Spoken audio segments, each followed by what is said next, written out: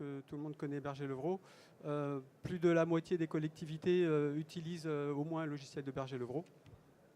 Et aujourd'hui, donc, on va aborder évidemment la partie fonctionnelle liée au portail citoyen, qui donc s'appuie donc sur l'application BL Citoyen et qui permet donc de déployer des téléservices notamment.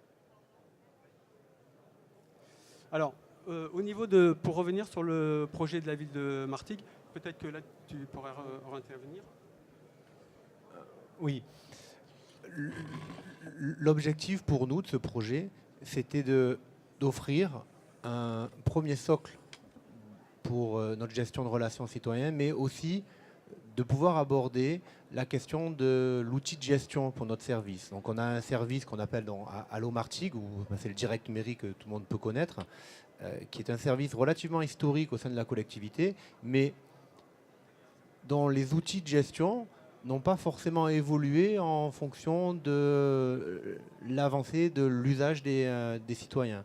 Donc on se retrouve aujourd'hui avec un service qui a encore une gestion relativement papier des workflows, et ce qui nous intéressait dans l'approche de Berger-Levrault, c'était de fournir, au-delà d'un service de télésignalement, une vraie brique de gestion. Et cette brique de gestion, elle est fondamentale pour nous, parce qu'elle va nous permettre de garantir que chaque dossier sera bien suivi, et on pourra du coup avoir un retour. Alors on pourra, quand je dis on, c'est également les usagers, pourront avoir un retour de ce qui est fait, à quel moment et à quel niveau de traitement se trouve leur demande.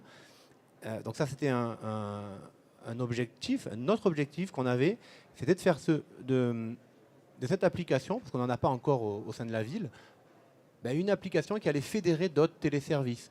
Donc pour nous, c'est le premier, mais derrière, on imagine mettre en place des téléservices sur notre portail enfance, téléservices de prise de rendez-vous, téléservices, et voilà, et fédérer au sein d'une même application qui pourrait contenir les services qui seraient accessibles via demain un compte usager. Donc ça faisait beaucoup d'objectifs, et c'est vrai qu'on a retrouvé globalement ces possibilités-là d'évolution dans l'approche de Berger-Levrault.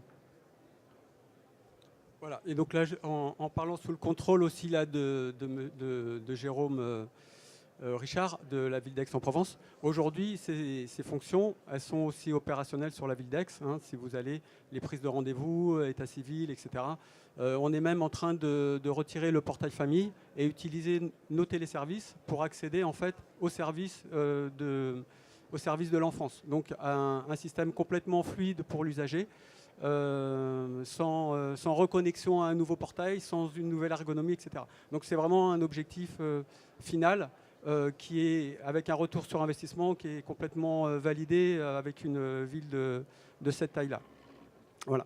Après, pour revenir sur le projet de la ville de Martigues, pour le compléter, en fait, les fonctions assez innovantes qu'on va intégrer, et on va le voir un peu plus tard, je préfère vous en parler tout de suite, c'est que évidemment, pour tout ce qui est déclaration d'incident, ça paraissait évident qu'il fallait passer par une application mobile. Et cette application mobile, vous allez voir, elle a quelques fonctionnalités innovantes. Par exemple, la collectivité pourra paramétrer l'application dynamiquement, c'est-à-dire qu'elle n'aura pas besoin de repasser par le store pour la faire évoluer, et même les usagers pourront paramétrer l'application.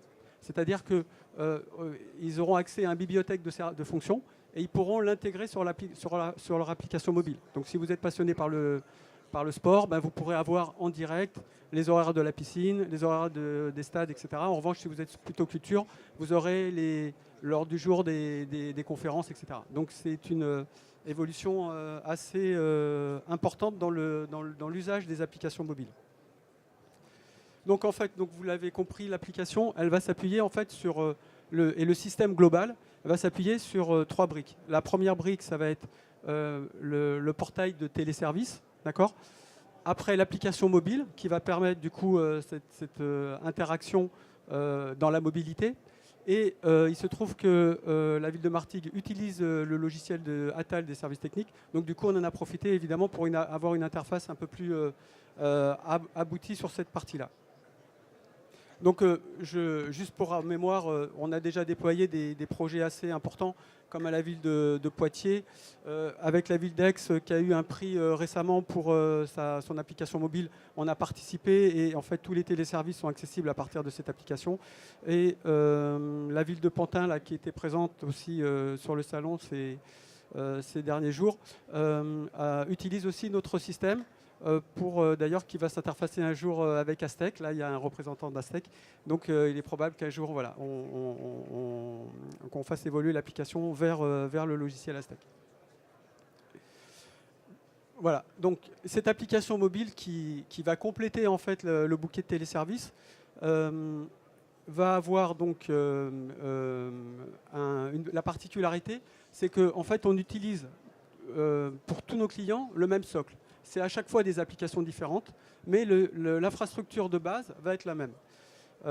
L'intérêt, c'est qu'en termes de coût d'acquisition, en termes d'évolution, on a là encore un ROI très, très efficace. Et associé en fait à cette offre, on va avoir une sorte de package de services prêts à l'emploi qui vont aller de l'agenda à des annuaires, à des notifications, à des cartes interactives, etc. Donc tout ça va être en fait activé comme on le souhaite par la collectivité.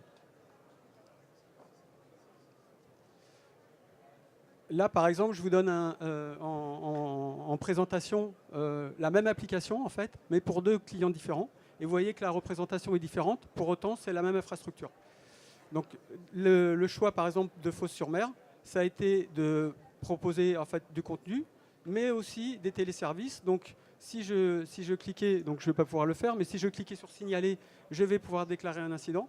En revanche, si je clique sur application, service, je vais récupérer tous les téléservices de la collectivité. Donc les prises de rendez-vous, l'état civil, etc. Donc là, par exemple, si je lance l'espace enfance, je peux retrouver soit le portail enfance qui est utilisé par la collectivité, mais aussi d'autres contenus.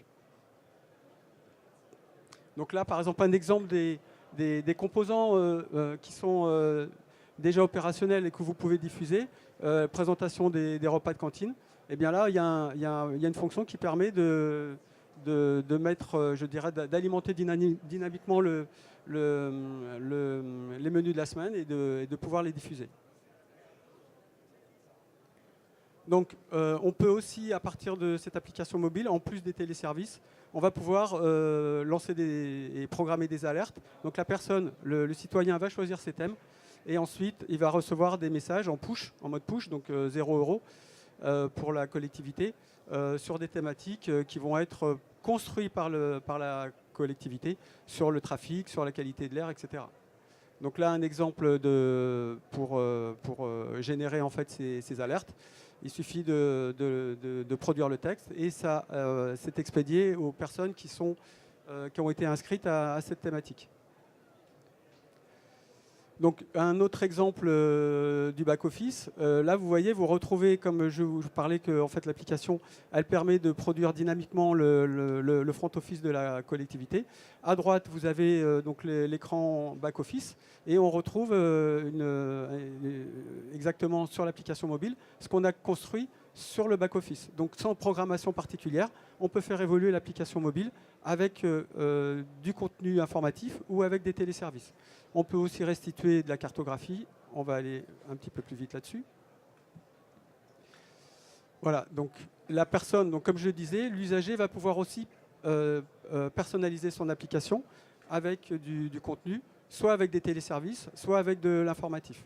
Donc là, on voit un exemple de l'application où en fait la personne va choisir des fonctions, les ajouter, les rajouter, les supprimer. Donc, pour revenir sur un exemple de téléservice, donc le téléservice de déclaration des désordres qui va être le premier à être construit. Voilà un exemple qu'on a fait par exemple à la ville de Pantin, où vous avez en fait le choix des rubriquages. On peut aussi évidemment prendre une photo du désordre, mettre un commentaire, géolocaliser, saisir ces informations. Voilà, et donc on va avoir un récap. Une des premières applications qu'on a déployées, c'est pour la ville de Nice, qui a donc une ancienneté de peut-être 5-6 ans. On a fait la même à la ville d'Aix quasiment en même temps et qui alimente après un back-office. Après, pour information, le système va être multicanal. Donc toutes les demandes, que ce soit des demandes qui arrivent par le courrier, par l'accueil, par le mobile, par le web, et bien après, ça va être dispatché en fonction en fait, des règles de gestion qui vont être intégrées dans la GRU. On va pouvoir dispatcher la demande au sein de services. Des services qui peuvent être des services municipaux, mais ça peut être aussi des services externes, comme l'agglomération, Orange, si c'est un poteau, par exemple Orange qui est cassé, etc. Donc tout ça est construit à partir de règles de gestion qui sont en fait stockées dans les workflows du téléservice. Ces mêmes workflows peuvent être utilisés aussi pour d'autres téléservices, qui vont être des téléservices d'administration générale, des services techniques, de l'enfance, etc. Voilà, donc évidemment, tout ça permet d'avoir en fait, un outil structurant qui va permettre en fait, de piloter les demandes, de voir les demandes en retard, les demandes en défaut, etc. On a associé en fait toute notre solution de téléservice à un système de statistiques évoluées, c'est-à-dire qu'en fait on a un système dit de big data, je ne sais pas si vous connaissez Elasticsearch, mais en fait Elasticsearch est utilisé et pour faire la recherche et pour faire les statistiques. Donc ce qui permet en fait de faire des statistiques sur des demandes de toute nature et pas simplement sur la volumétrie. C'est-à-dire que sur l'état civil, on va pouvoir faire des statistiques sur d'où viennent les demandes, est-ce que c'est des demandes locales, est-ce qu'elles viennent de l'étranger, etc. Si on fait des demandes sur les services techniques, eh bien on va pouvoir savoir si ça vient de la propreté ou si c'est de la sécurité, etc. etc. Donc cet outil-là amène un plus absolument fondamental sur la gestion du contenu que vous allez récupérer avec les demandes. Les demandes, on a des comptes qui récupèrent entre 300, 500, 1000 demandes quotidiennes. Et toutes ces demandes, en fait, est une source pour les collectivités d'analyse des profils des utilisateurs, des citoyens.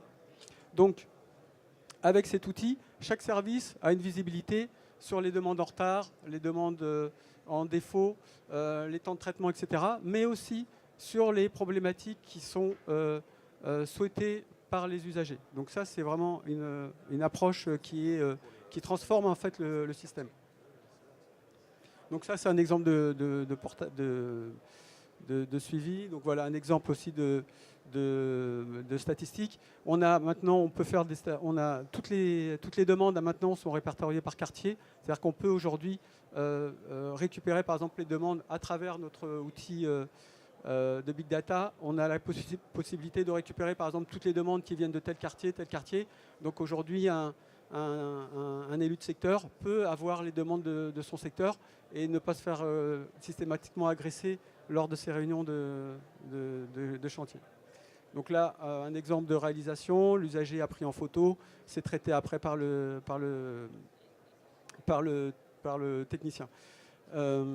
On est en train, donc ça c'est les fonctions qu'on est en train de déployer et qui sont aussi très demandées par les utilisateurs. Donc on apporte, grâce en fait à ces outils aussi de big data et des échanges qu'on a avec les applications métiers, on peut créer des cartes représentant en fait les demandes. Donc pour chaque nature de demande, l'utilisateur, le citoyen va pouvoir avoir les demandes qui vont être à peu près de la même nature dans son territoire. D'accord ? Donc si une demande a été faite par un usager, un autre usager peut voir cette demande. D'accord ? Évidemment, ça dépendra du contexte. Si c'est des demandes de type, par exemple, déclaration d'incident, donc voilà, ça a un intérêt. Les usagers vont donc très prochainement pouvoir aussi noter le service. Donc à chaque fois qu'un utilisateur a réutilisé une procédure, il va recevoir un mail pour qu'il évalue le service de la collectivité. Donc ça, c'est une fonction qu'on est en train d'activer. Et dernier point, on est en train de créer une logique d'abonnement. Donc c'est une sorte de marketing où en fait, vous avez par exemple votre enfant à l'école Émile Zola. Et si vous voulez être au courant de toutes les actions de la collectivité sur la mairie, sur l'école, eh bien le système va pouvoir remonter ça. Donc on a remplacé un banc, les parents le sauront. On a nettoyé un tag, les parents le sauront. Donc il y a une logique de transparence qui est apportée au niveau des citoyens, qui est aussi très demandée. Voilà, donc évidemment, donc vous avez compris, en fait aujourd'hui on a un bouquet de téléservices qui est très large, hein, qui balaye, qui va de l'enfance jusqu'au service technique. Là je vois Madame Anish de Teamnet avec qui on travaille régulièrement. Là on a fait un très beau projet, je vous invite à aller voir aussi. Là, en une semaine on vient d'ouvrir deux nouveaux portails. On a ouvert la ville d'Aubagne et la ville de Suresnes. Et donc on a fait des interactions avec le back-office de Teamnet avec Axel.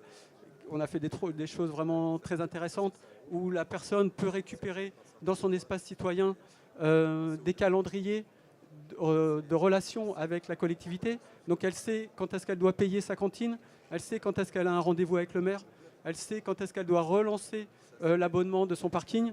Tout ça est dans son espace citoyen et tout ça est fait grâce à des interfaces qu'on a fait avec des applications métiers.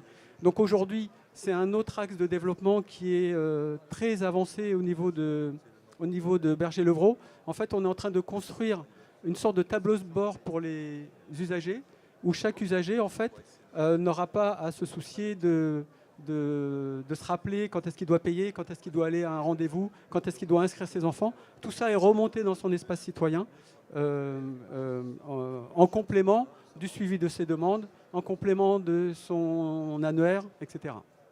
Voilà. Donc en une trentaine de minutes, j'ai fait le tour du projet.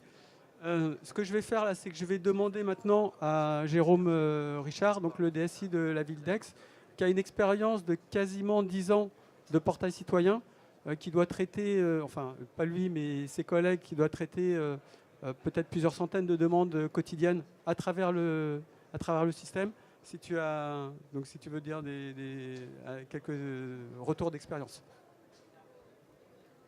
On est à 80 aujourd'hui parce que là je les suivais sur mon smartphone. L'idée aussi, grâce à Serge Vidali, c'est qu'on arrive à suivre en back-office sur notre intranet toutes les demandes sur les différentes thématiques. Donc ça aussi c'est intéressant parce qu'on a une synergie très forte avec ce qui se passe, les demandes des citoyens et les services. Hein. Donc pour tout ce qui est requête express, bon je dis requête express, mais bon ça peut être SOS usager, Allo mairie, bon voilà. Nous on a ce terme, on a choisi ce terme pour la ville d'Aix. Donc la possibilité de suivre en direct les demandes, de les retransférer, voire en interne, voire vers d'autres organismes, parce que bon, il y a des services qui ne sont pas des services villes, pour que quand c'est des problèmes de nettoiement ou d'encombrance, c'est la métropole. Donc on arrive à justement être dans une logique interopérable sur ces applications-là. Et aussi, ce qu'il y a d'intéressant avec ces solutions, c'est qu'on est vraiment en multicanal. L'usager peut démarrer une démarche via son smartphone dans la rue et suivre cette demande ensuite quand il revient chez lui sur son PC. Pour des personnes comme les personnes des CIQ qui ne sont pas trop habiles avec un smartphone, ils peuvent faire la doléance sur l'ordi. Donc c'est vrai que tout ça est intéressant et permet donc d'avoir toujours le bon outil à la portée de main et qui est le plus adapté au service. Dans le sens que on n'a pas déployé tous nos services sur notre appli mobile. Parce qu'on en a une trentaine, comme a dit Serge tout à l'heure. Et l'idée, c'est que, par exemple, pour faire une demande d'acte d'état civil, il est plus intéressant de la faire sur un PC que sur un smartphone, parce qu'on va passer 10 minutes, on ne va pas y arriver. Donc c'est un choix. Quand on crée un téléservice ou qu'on implémente un téléservice via donc Berger-Levrault aujourd'hui, on a cette possibilité-là. Nous, en plus, on s'est approprié l'outil, parce que bon, c'est aussi un outil qui permet c'est un générateur de formulaires quelque part. Et on a développé une dizaine de téléservices, bon, assez simples, hein, comme écrire au maire, écrire au service, qui sont développés par mes développeurs. Donc voilà, ça permet de créer des services à la volée et de couvrir donc un panel important de possibilités. Voilà, je pense que j'ai à peu près décrit toutes les années de travail. Après, c'est sûr, c'est quelque part un espace citoyen. Bon, nous, on appelait ça espace citoyen aujourd'hui. C'est quelque chose qui demande beaucoup d'énergie hein, pour la mise en place, parce que ça va toucher tous les domaines. Vous avez les développeurs qui sont à l'origine de la création. Il faut être proche des maîtres d'ouvrage. Après, il peut y avoir des problèmes réseau. Bon, c'est assez compliqué. Et il faut vraiment une grande transversalité et beaucoup d'énergie pour que ça fonctionne. Mais bon, après, on arrive à des choses qui sont sympathiques. Et l'usager, nous, maintenant, ce qu'on veut faire aussi, c'est pouvoir utiliser France Connect pour justement les problèmes de compte usager. Voilà, parce que bon, les pertes de mots de passe, etc., c'est assez contraignant. Et faire un service directement en utilisant un même identifiant, ça va beaucoup plus vite et l'usager a plus envie justement de continuer et de créer son compte usager. L'erreur qu'on avait fait aussi au départ, c'est qu'on forçait les utilisateurs à créer un compte. En fait, on s'est rendu compte que c'est une bêtise parce que souvent, pour une demande d'acte ou une prise de rendez-vous, c'est des démarches one-shot. Et donc aujourd'hui, il y a la possibilité soit de suivre sa demande via un numéro de demande, donc pareil sur le smartphone ou en mode web. Et pour la personne qui, lui, va créer son compte, et après, il comprendra qu'il aura les avantages de formulaires déjà pré-remplis. Et dans ce cas-là, il va passer dans une logique de créer un compte.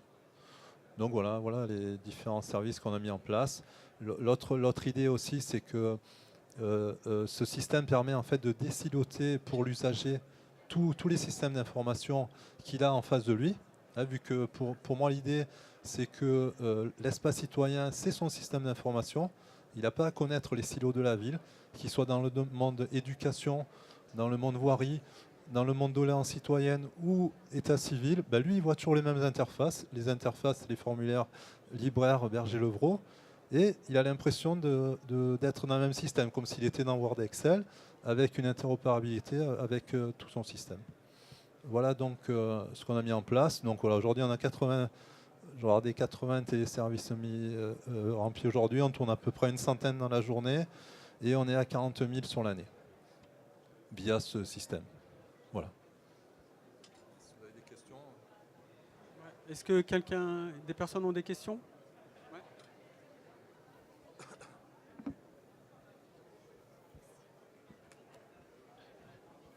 Oui, bonjour. Pour la ville d'Aix, je souhaite savoir si la mise en place de ces web services, ça vous a permis de dégrader les autres modes de contact. Est-ce que vous avez remarqué une baisse dans vos mails, visites guichet et appels téléphoniques, ou est-ce que ça vous a juste permis d'améliorer la relation avec vos citoyens et d'amener plus de transparence, plus de fluidité?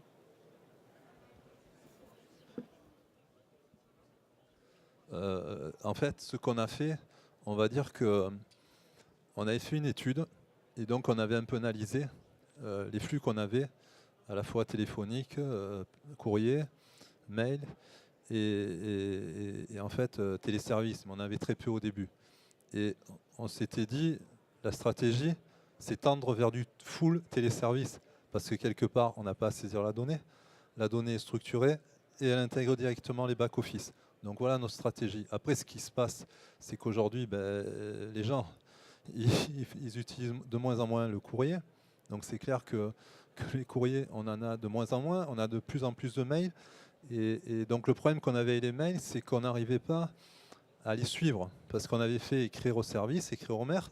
Le seul problème, c'est que quand on écrivait au service, en fait, il n'y avait pas toujours une réponse. L'usager n'était pas content de ce qui se passait. Et donc, grâce à Libraire aussi, en fait, on a attrapé les emails dans notre back-office comme si c'était un courrier normal. C'est-à-dire, il rentre dans le process, d'un vrai process de suivi via le logiciel Marche. Et ensuite, il y a une réponse qui peut être faite selon la gravité du problème, on va dire, par un email pour aller très vite, déjà aller vite, et après, selon l'importance, un courrier. Mais c'est clair, ce que vous dites est vrai, on tend vers du full téléservice. Après, pour rebondir sur ce que dit Jérôme, au niveau du portail citoyen et du site internet en général, il faut absolument éliminer toutes les boîtes mail en fait. Les boîtes mail, c'est non structurant, ça perturbe le fonctionnement. Comme le disait Jérôme, les gens envoient des mails, l'agent est en congé, n'a pas le temps et oublie de traiter. Et donc, en fait, on remplace, quand on déploie le portail citoyen, il va avoir le portail citoyen, mais dans les mentions légales où il y a contacter la mairie, etc., en fait, maintenant, ce sont des formulaires. Et ces formulaires, ils alimentent après la GRU. Donc, soit ça alimente la GRU, qui est notre back-office. Mais après, on ne va pas avoir le temps de parler de tout cela. Mais Jérôme faisait référence encore au logiciel courrier, qui peut être soit carrément la GRU. Il y a des collectivités qui utilisent des logiciels courrier pour faire de la GRU. Bon, après, ça, c'est un autre débat. Soit, en fait, le message va aller dans le logiciel courrier. Et pour aller éventuellement après dans la GRU en fonction de sa nature. Si c'est une demande d'intervention sur la voie publique, ça peut aller dans le gestion de courrier qui va après alimenter la GRU. D'accord ? Donc toute cette dynamique, cette gestion de la réduction des mails est aussi un élément qui va être traité par la mise en place de ce portail citoyen de la GRU aussi. Pardon, mais alors, c'était quoi votre stratégie? C'est-à-dire que vous avez supprimé ce contact ou vous avez laissé monter en compétence les web services et après vous avez... Alors non, on va pas supprimer le contact, mais derrière, c'est un formulaire qui va dans la GRU. Ce n'est pas un mail, en fait. Voilà. Donc après, la personne elle a un numéro de ticket et évidemment, la gestion après d'un formulaire permet aussi plus simplement de gérer la SVE, qui est plus compliqué quand on récupère un mail. Alors, je voulais juste dire aussi, tout à l'heure, Jérôme parlait aussi de la gestion des actes, des demandes d'actes d'état civil, en disant qu'il n'était pas dans l'application mobile. C'est vrai que c'est un choix ergonomique qui se justifie complètement, mais simplement, effectivement, on le retrouve sur l'ordinateur.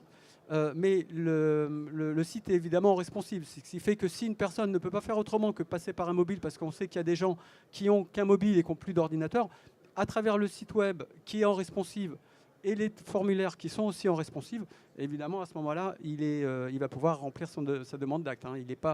On n'a pas bloqué la demande d'acte de cette façon. Mais bon, c'était juste une petite précision.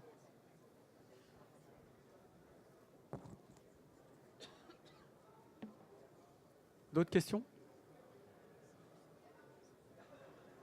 Non? Bon, tu veux le rapporter? Bon, bah écoutez, en tous les cas, merci d'être resté jusqu'à là. Et puis, on est à votre disposition. Un Berger-Levrault, c'est juste derrière. Là. Merci.